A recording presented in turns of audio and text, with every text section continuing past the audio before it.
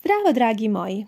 Dobrodošli na kanal Male brze kuhinjice. Ja sam Aleksandra i danas želim da vam pokažem kako na najlakši mogući način možete zamesiti picu, nećete uopšte mesiti testo, već ćete sve uraditi vrlo brzo i jednostavno bez mešanja rukama.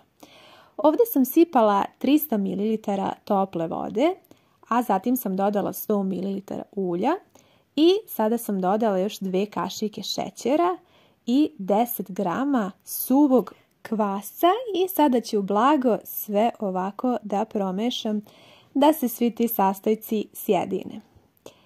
Zatim ovdje imam već pripremljeno 480 grama brašna i dodat ću 1 kašikicu soli i sve ću to polako da promešam. 480 grama brašna je zapravo nekih 5 šolja brašna, malo manje od 5 šolja.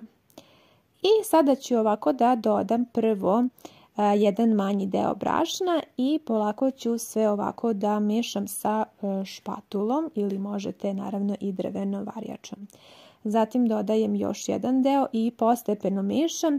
U stvari ovaj recept i jeste u tome da brašno dodajete postepeno, da ne dodajete odmah čitavu količinu, već iz nekih 2 do 3 puta. I evo, sada sam dodala i posljednji deo brašna i sve ovako polako mešam da se svi sastojci lepo sjedine. I ono što je bitno jeste da i ukoliko ne znate da mesite i niste nikada mesili, ovo je fantastičan recept jer vam nije ništa potrebno da radite sa rukama, sve zapravo možete uraditi vrlo lako i jednostavno ovako sa špatulom i kao što vidite apsolutno znači moja posuda neće biti ni lepljiva, neće ostati ni brašna, ništa se ne lepi za špatulu, ovo je potpuno proveren recept.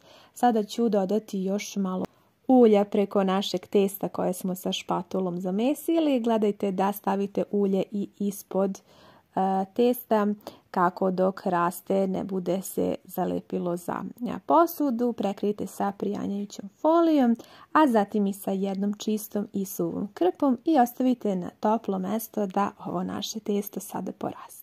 Za to vrijeme pripremit ću paradajz sos na moj način. Dodajem malo paradajz sosa, zatim malo kečapa i malo paradajz soka. I na kraju dodajem sasvim malo ulja. Od začina dodajem bosiljak i origano. Sve ću dobro promiješati pa ću provjeriti ukoliko mi je smesa previše gusta, dodat ću još malo paradajz soka. To je naravno sve sad po vašoj želji. Zatim sam pripremila i malo rendanog kačkavalja, šampinjona i pizza šunke. Nakon sat vremena naše testo je spremno. Malo pouljite radnu površinu i onda ovako testo koje se podiglo izvadite i blago samo ovako u par smerova premesite. Vidjet ćete kako se ništa ne lepi. Zaista je fantastično testo, jako lako je za rad. Podijelit ću sada na 2 loptice, jednu veću, jednu manju, jer ja imam tako 2 tepsije koje su različite veličine. Vi naravno podijelite onako kako vi volite. Možete napraviti par manjih pizza, možete jednu veliku, 2 srednje, kako vi volite. Pogledajte kako je divno to testo. Zaista da uživate dok radite sa njim. I evo sada pravim prvo jednu veću picu. Ovako ću je izraditi, ja ne volim krajevi kada su debeli, pa onda tako i ne pravim. Vi naravno napravite onako kako vi volite najviše.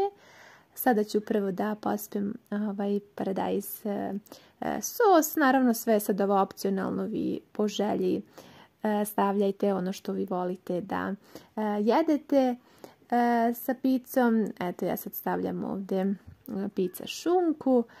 Stavljam malo šampinjona preko i zatim začine, origano, bosiljak, ponekad stavim i peršun, sve zavisi, sad trenutno nisam. Dodajem ovaj pripremljeni rendani kačkavalj odgore i vrlo malo ulja da se pizza lepo peče. Evo i druga je spremna, idu na pečenje. Kod mene su se pekle tačno 15 minuta u rerni zagrejanoj na 200 stepeni. Evo ja ću sada ovu prvu veliku picu da isečem. Pogledajte kako se lako seče, toliko je ispala mekana, ukusna, da vam ja od srca preporučujem ovaj recept. Zaista, ako nikada niste pravili, sigurno će vam uspeti, verujte mi na reč, 100% provereno, preukusno, premekano. Nadam se da ćete isprobati ovaj recept, da vam je bio od koristi. Voljela bih da mi napišete u komentarima da li ste pravili, kako vam je ispalo, da li ste zadovoljni kao što sam ja prezadovoljna. Hvala vam puno što ste gledali ovaj video. Da li ste nekada čuli da ljudi stavljaju led na testo za picu? Danas ću vam otkriti kako možete kod svoje kuće napraviti hrskavu s polja picu, a mekanu i prozračnu iznutra. Baš onako kako jedemo u pizzerijama. Za početak je potrebno da u 150 ml vode dodate 50 ml ulja, jednu kašiku šećera i 5 g kvasca, odnosno polovinu kesice, pa zajedno ove tečne sastojke sve izmešate.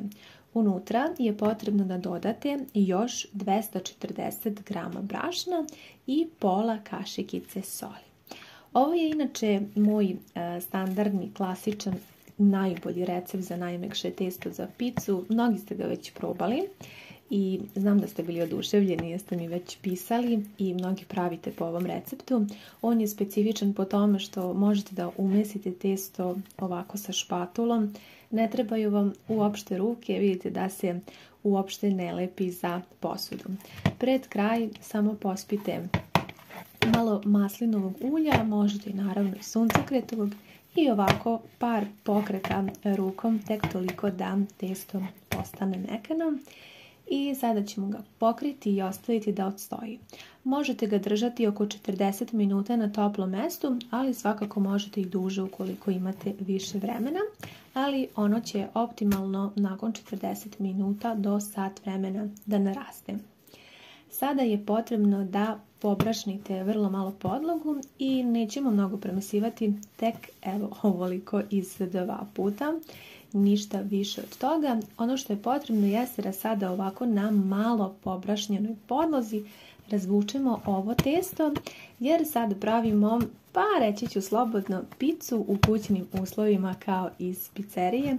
Ja nemam peć za pečenje pice, već ovako rerno, ali vidjet ćete kako će ispasti odlično. Razvucite ovako testo, s obzirom da je ono toliko elastično i mekano, i ovo je stvarno jako dobar recept. Možete ga ovako izraditi, jer je sad potrebno da unutrašnjost bude skroz tanka, a da s polja imamo malo, odnosno da pri kraju imamo deblje kore, kao što se to pravi i u pizzerijama.